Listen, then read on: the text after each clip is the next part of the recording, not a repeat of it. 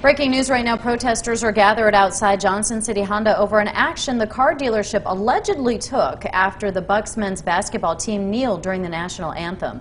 Thanks for joining us tonight at 6. I'm Sarah Diamond. And I'm Josh Smith. Good evening. Former coach Jason Shea resigned last month. He and the team had been facing pushback after our cameras captured players kneeling during the national anthem in February. According to some players and a person close to Shea, Johnson City Honda allegedly reclaimed a car it had lent to the former coach after he supported the team's action.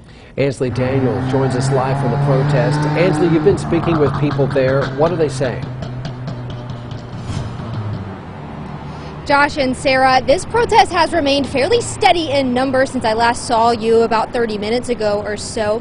And I will say that two of the counter protesters did approach the original protest just a few minutes ago. There's been a lot of chanting back and forth, but there hasn't been anything too out of the ordinary just yet. I'm going to step over here so you guys can kind of just take a look at the size of this. There are about 30 protesters or so here outside of Johnson City Honda. And again, like I mentioned, there has been some chanting and tense conversation, and one of the protesters did actually just mark in chalk on the ground a few minutes ago at the entrance of this dealership.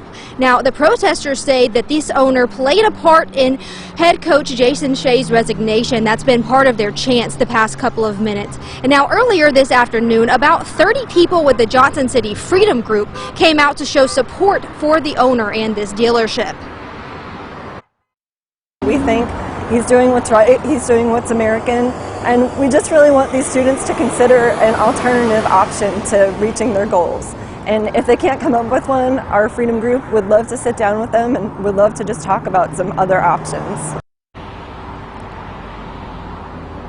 Now, there have been about 5 counter protesters or so about the whole time that we have been here. But I do want you guys to just take note of how busy this intersection is. This is a very busy road here in Johnson City, especially at this time of the afternoon. And while traffic has not been impacted, there has been a lot of honking and a lot of slowing down as well as revving of engines. Now, again, this has not impacted traffic yet, but we have not seen any Johnson City police officers or any other traffic control out yet.